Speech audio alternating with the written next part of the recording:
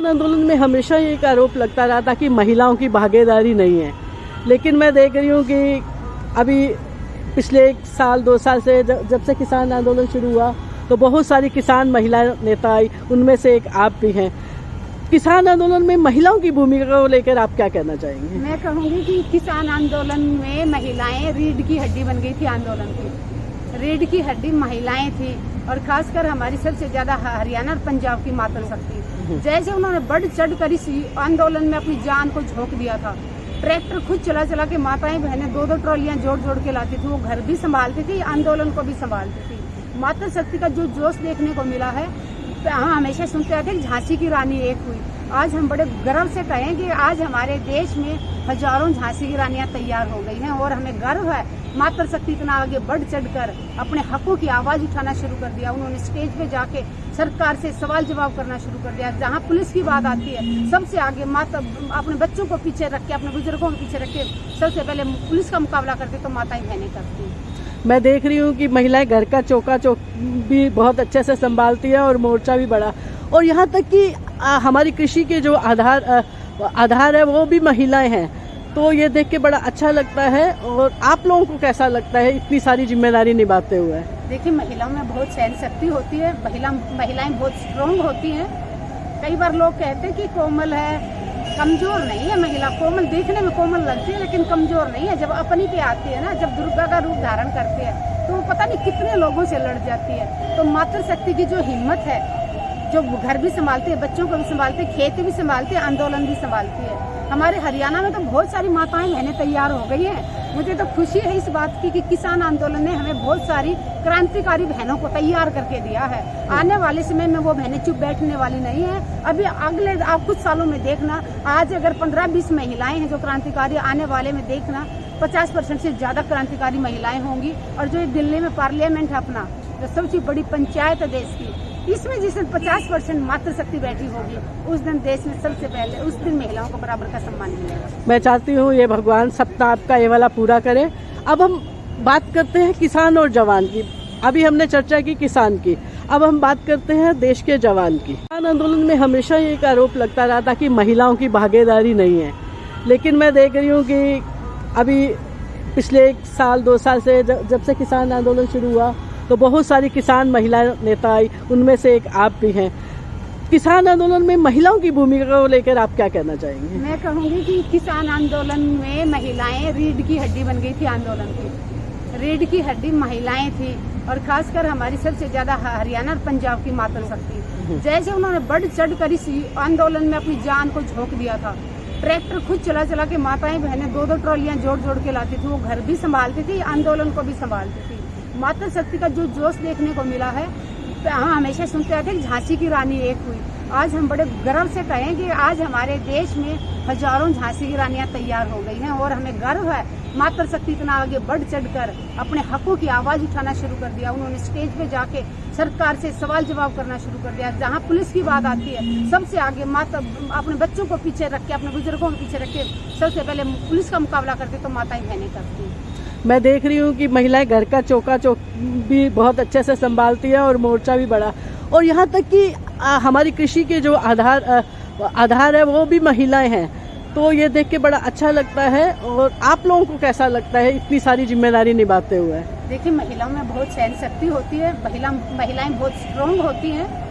कई बार लोग कहते हैं कि कोमल है, कमजोर नहीं है महिला। कोमल देखने में कोमल लगती है लेकिन कमजोर नहीं है। जब अपनी पे आती है ना, जब दुर्गा का रूप धारण करती है, तो वो पता नहीं कितने लोगों से लड़ जाती है। तो मातृशक्ति की जो हिम्मत है, जो घर भी संभालती है, बच्चों को भी संभालती है, खेती भी संभालती है, आंदोलन भी संभालती है। हमारे हरियाणा में तो बहुत सारी माताएं बहनें तैयार हो गई हैं। मुझे तो खुशी है इस बात की कि किसान आंदोलन ने हमें बहुत सारी क्रांतिकारी बहनों को तैयार करके दिया है। आने वाले समय में वो बहनें चुप बैठने वाली नहीं है। अभी अगले आप कुछ सालों में देखना, आज अगर 15-20 महिलाएं हैं जो क्रांतिकारी, आने वाले में देखना 50% से ज्यादा क्रांतिकारी महिलाएं होंगी। और जो दिल्ली में पार्लियामेंट है अपना, जो सबसे बड़ी पंचायत है देश की, इसमें जिस दिन 50% मातृशक्ति बैठी होगी, उस दिन देश में सबसे पहले उस दिन महिलाओं को बराबर का सम्मान मिलेगा। मैं चाहती हूँ ये भगवान सपना आपका ये वाला पूरा करे।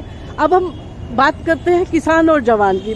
अभी हमने चर्चा की किसान की, अब हम बात करते हैं देश के जवान की। अब अभी किसान आंदोलन की क्या स्थिति है और सरकार ने जो मांगे मानी है और एमएसपी कमेटी बनाई है, इस पे आपका क्या कहना है? देखिए, जो एमएसपी के लिए जो कमेटी बनाई है सरकार ने, उसका अब मैं ये कहूँगी कि जो लोग एमएसपी की जो नीति बना के लेके आए थे लोग, उन्हीं लोगों को उसमें ले लिया है। जो लोग खुल के इसका समर्थन कर रहे थे कि कृषि कानून बहुत अच्छे हैं, उन्हीं लोगों को कमेटी में रखा गया है। इसीलिए संयुक्त किसान मोर्चा ने उसका बायकॉट किया कमेटी का। कह रहे हैं कि किसान आंदोलन बहुत खत्म हो गया है, या कम हो गया है, असर खत्म हो गया है, टूट पड़ गई है वगैरह वगैरह। आप इस पे क्या कहना चाहेंगे? नहीं, किसान आंदोलन खत्म नहीं हुआ है। हाँ, ये बात है कि जो हम बॉर्डरों पे बैठे हुए थे, सब लोग अपने अपने घर चले गए हैं। लेकिन हमेशा जहाँ पे भी, कल भी हमारे सभी जिला मुख्यालय में डीसी को ज्ञापन दिया है सब जगह जाके, और जो फसल बर्बाद हुई है बारिश के कारण, उनका गिरदावरी की जाए और उनको फसल का मुआवजा दिया जाए। तो किसान आंदोलन कैसे खत्म हो सकता है? किसान के खेत पानी, फसल सारी पानी में डूबी पड़ी है, तो किसान कैसे घर में बैठ सकता है? वो अपने हक की आवाज उठा रहा है, आज भी अलग अलग जगह उठा रहा है, और कोई फूट नहीं पड़ी है। हाँ, ठीक है कि कई बार हमारे विचार अलग हो सकते हैं, मतभेद हो सकते हैं, लेकिन मन भेद नहीं है। हम सब एक ही हैं और एक ही रहेंगे। कई बार अक्सर ऐसा लग रहा है कि सरकार ने मांगे मान ली और एमएसपी भी बना दी, लेकिन किसानों के हाथ में अभी तक कुछ ऐसा आया नहीं जिसे कह सके कि किसानों की कोई बड़ी जीत हुई। नहीं, जीत देखिए, एमएसपी लागू नहीं होगी तब तक जीत कैसे होगी? अगर भाव हमारा मान लो 1900 करोड़ रुपए का है, क्विंटल का है, और हमारी फसल 1200-1300 में बेचने पे मजबूर है किसान, तो जीत कहाँ है? हमारा तो हर क्विंटल में 600-700 रुपए का नुकसान हो रहा है। तो जब तक एमएसपी लागू नहीं होगी तब तक किसान की जीत नहीं कह सकते हम लोग। और दूसरा मैं ये कहूँगी कि जब तक किसान, आने वाले समय में जब तक किसान अपने फसल का भाव खुद तय नहीं करेगा, तब तक किसान के अच्छे दिन आने वाले नहीं हैं। किसान बेचारा 6-6 महीने उसकी सेवा करता है, बच्चों से भी ज्यादा प्यार अपनी फसल से करता है, भूखा प्यासा दिन रात, बारिश हो, सर्दी हो, गर्मी हो, कितनी तकलीफों में वो खेतों में रहता है। उसके बावजूद जब वो ट्रॉलियां भर भर के मंडी में ले जाता है, तो भाव मोल करने वाला कोई और ही होता है। उसके लिए भी हमारे भाइयों को कितने दिनों तक वहाँ पे मंडी के अंदर बैठना पड़ता है। क्या हरियाणा में अभी जो फसल का नुकसान हुआ है उसमें क्या किसानों को मुआवजा मिला, या कोई इस दिशा में कोई नहीं, अभी तक तो गिरदावरी नहीं की है सरकार ने। अच्छा, अभी तो इतने पानी में जाने की उनकी आ ही नहीं रहा कोई लोग। वही तो कल ज्ञापन दे के आए हैं कि गिरदावरी की जाए, जहाँ फसल डूबी खड़ी है खेतों में, उनकी गिरदावरी हो और फिर उनको फसल का मुआवजा दिया जाए। और किसानों को लेकर कोई ऐसी कोई सब्सिडी सरकार ने नई घोषणा की, जैसे कि कह रहे थे कि बिजली की सब्सिडी दी जाएगी, किसानों के बच्चों को लिए कुछ किया जाएगा, शिक्षा पे कुछ किया जाएगा। कागजों में तो ये बहुत कुछ कहते हैं, टीवी पे ये बहुत कुछ कहते हैं, ग्राउंड पे आज तक कुछ भी नहीं हुआ है। प्रधानमंत्री जी से मैं पूछना चाहती हूँ, रामलीला मैदान से कहा था मोदी जी ने कि मैं पहली कलम से किसानों का कर्जा माफ करूंगा। प्रधानमंत्री जी आज 2022 है, 6 अगस्त 2022, आज तक आपने कर्जा माफ नहीं किया। कब करेंगे? ओके, वो तो कह रहे हैं कि आमदनी दुगनी की बात कर रहे थे, आपने प्रधानमंत्री जी लागत दुगनी कर दी। आमदनी दुगनी नहीं की, लागत दुगनी कर दी। आपने डीजल का भाव इतना बढ़ा दिया, खाद बीज इतनी महंगी कर दी, गैस सिलेंडर इतना महंगा कर दिया, घर चलाना मुश्किल हो रहा है। लकड़ियां ढूंढ के गांव में माताएं बहनें मुश्किल से, प्रधानमंत्री जी ने कहा था ना कि घर घर सिलेंडर पहुंचाऊंगा, मेरी माताएं बहनें धुआं में रहती हैं। अभी वही माताएं बहनों को आपने एक बार तो गैस सिलेंडर दे दिया, उसके बाद आपने उस गैस सिलेंडर का इतना रेट बढ़ा दिया कि वो बेचारी उसको भरवाने के लिए उनके पास पैसा नहीं है, दोबारा बेचारी वो चूल्हे में बनाने के लिए मजबूर हो रही है।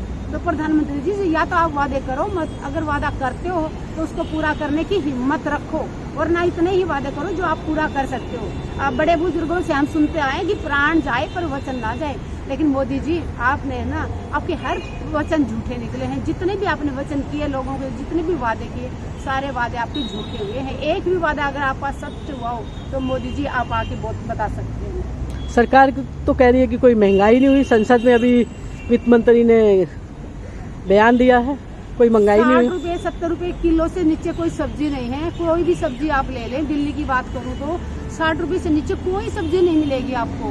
दूध के रेट इतने बढ़ा दिए हैं इन्होंने, आप गैस सिलेंडर इतना बढ़ा दिया है, डीजल पेट्रोल इतना बढ़ा दिया है, कहाँ सस्ता हुआ? मुझे ये समझ में नहीं आ रहा। वहाँ वो हमें भी बता दो वो दुकान, हम भी वहीं से खरीद लें। जहाँ ये बोल रहे हैं कि सस्ता कर दिया सब कुछ, हम भी दाल चीनी चावल वहीं से ले लें महीने का राशन, जो प्रधानमंत्री जी कह रहे हैं कि सस्ता कर दिया। नेताओं के लिए हो सकता है कि कोई अलग से कैंटीन, अलग से दुकान हो, साइरिन का एक अलग से मॉल खोला हो जहाँ पे सारे नेता जाके वहाँ लेते हो और हमें पता ही ना हो। ये हो सकता है कि वहाँ उनको हो सकता है दाल शायद 50-60 रुपए किलो मिलती हो, हमें तो 150-200 से नीचे कोई दाल नहीं देता। तो शायद इन्होंने एक अलग दुकान खोल रखी। तो आपसे अपील है मोदी जी, आम जनता को भी बता दीजिए, हम भी इसी देश के नागरिक हैं।